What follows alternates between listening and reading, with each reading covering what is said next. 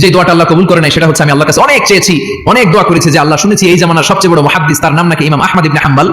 আল্লাহ তোমার কাছে আমার চাওয়া আমি যেন এই ইমাম আহমদ ইবনে হাম্বলের দেখে মরতে পারি, আমি যেন ইমাম আহমদ ইবনে হাম্বলের হাতে হাত রেখে মুসাফা করতে পারি আর তার কপালে একটা চুমু এঁকে দিতে পারি।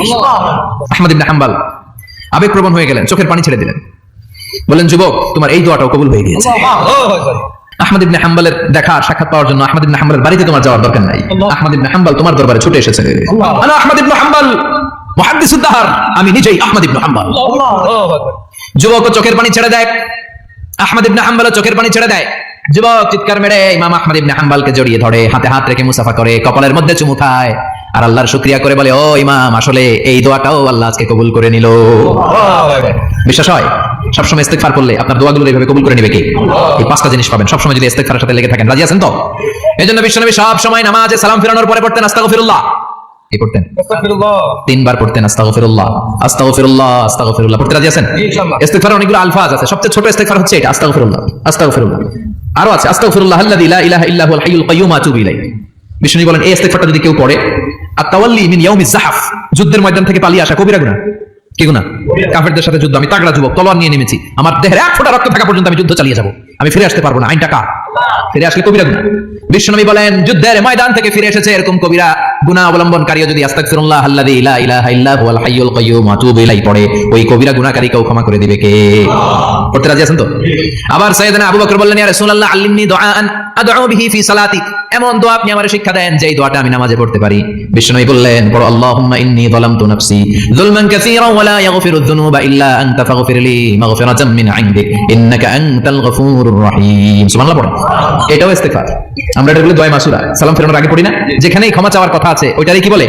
ইস্তেগফার। আল্লাহুম্মা ইন্নী যালামতু নাফসি, আল্লাহ জুলুম করেছি, যুলমান কাসীরা, অনেক জুলুম, ওয়ালা ইয়াগফিরুয যুনুবা ইল্লা আনতা, তুমি ছাড়া এই গুনাহ ক্ষমা করার তো কেউ নাই, ফাগফিরলি মাগফিরাতাম মিন ইনদিক, তোমার দয়ায় আমারে ক্ষমা করে দাও, ইন্নাকা আনতাল গফুরুর রহিম, তুমি হলা ক্ষমাশীল। ঠিক কি না? এটাও ইস্তেগফার, এটাও পড়বেন। আর এই সব ইস্তেগফারের শ্রেষ্ঠ ইস্তেগফারের নাম সাইয়্যিদুল ইস্তেগফার। যত ইস্তেগফার হতে পারে এর মধ্যে সবচেয়ে শ্রেষ্ঠতম ইস্তেগফার নাম কি? কথা কোন? বুখারীর বর্ণনা, শাদ্দাদ ইবনে আউস রাদিয়াল্লাহু তাআলা আনহু বর্ণনা করেন, এই সাইয়্যিদুল ইস্তেগফার দিনের বেলা যে পড়বে ওই দিনে মারা গেলে সে জান্নাতি। এই সাইয়্যিদুল ইস্তেগফার রাতের বেলা যে পড়বে ওই রাতে যদি ইন্তেকাল হয় ওই লোকটা জান্নাতি। মুখস্থ আছে না? কার কার মুখস্থ হাত তুলেন? মাশাআল্লাহ, তাবারাকাল্লাহ, মাশাআল্লাহ, মাশাআল্লাহ। আর যাদের নাই তাদের হোমওয়ার্ক, তাদের আল্লাহুম্মা আনতা রাব্বি লা ইলাহা ইল্লা আনতা খালাকতানি ওয়া আনা আবদুক ওয়া আনা আলা আহদিকা ওয়া ওয়া'দিকা মাসতাতা'তু আউযু বিকা মিন শাররি মা সানা'তু আবু'ু লাকা বিনি'মাতিকা আলাইয়া ওয়া আবু'ু লাকা বিযামবি ফাগফিরলি ফাইন্নাহু লা ইয়াগফিরুয যুনুবা ইল্লা আনতা। সুবহানাল্লাহ পড়েন। সুবহানাল্লাহ। আজকে রাতে পড়ছেন মারা গেলে জান্নাতি। চিল্লায়ে পড়েন আল্লাহু আকবার। এজন্য বিশ্বনবী বলেন আমার আগের গুনাহ মাফ, পরের গুনাহ মাফ, তারপরেও প্রতিদিন আমি 70 বার তওবা ইস্তেগফার করি। আজকে থেকে পড়তে রাজি আছেন তো? ইনশাআল্লাহ। বেশি বেশি ইস্তেগফার করা যাবে না? একটু প্রাণ খুলে দিল খুলে আওয়াজ করে পড়েন আস্তাগফিরুল্লাহ। আর জোরে পড়েন আস্তাগফিরুল্লাহ। আবার সবাই পড়েন আস্তাগফিরুল্লাহ। সব সময় তওবা ইস্তেগফার যারা পড়ে তাদেরকে পছন্দ করে কে? সব সময় জিকির করে করে জিহ্বাটারে যারা ভিজিয়ে রাখে তাদেরকেও পছন্দ করে কে? আল্লাহ বলেন ওয়াযকুর রাব্বাকা ফি নাফসিকা তাদাররুআন ওয়া খীফাতান ওয়া দুনাল জাহরি মিনাল কওলি বিল গুদুবি ওয়াল আসাল ওয়া লা তাকুম মিনাল গাফিলিন। সুবহানাল্লাহ পড়েন।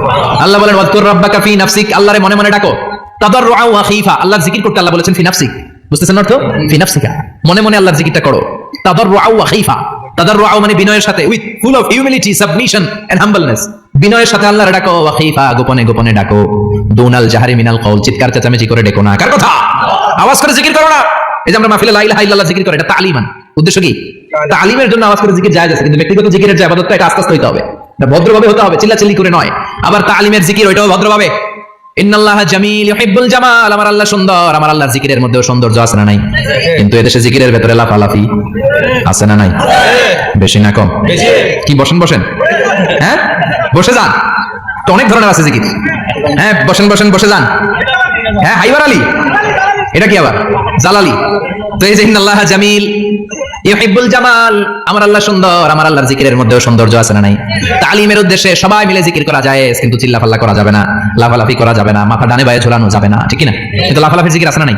লাফাইতে লাফাইতে, হ্যাঁ গাছের আগায় বাঁশের আগায়। আবার যিনি জিকির পরিচালনা করে ওনার কান্দে যায় ওঠে, আছে না নাই? বিশ্বনবী সাহাবাদের নিয়ে জিকির করছেন, সাহাবারা লাফাতে লাফাতে খেজুর গাছের আগায়। হাদিসে আছে না এটা? বিশ্বনবী সাহাবাদেরকে নিয়ে জিকির করছেন, লাফাতে লাফাতে আবু বকর বিশ্বনবীর কাঁধের উপরে। আছে, হাদিসে আছে। এটা জিকির নয়। কি সুন্দর দেখেন, ইসলাম বুঝা কত সহজ। ওয়াযকুর রাব্বাকা ফি নাফসিকা তাদাররুআন ওয়া খীফা, গোপনে জিকির করো, ভদ্রতার সাথে বিনয়ের সাথে জিকির করো। ওয়ালা তাকুম মিনাল গাফিলিন দুনাল জাহরি মিনাল কওল। চিৎকার চেঁচামেচি করে জিকির করো না। যারা চিৎফাল দিয়ে হই হই হই হই করে, আছে না? হই হই হই হই হই এর ভিতরে আল্লাহর নাম আছে?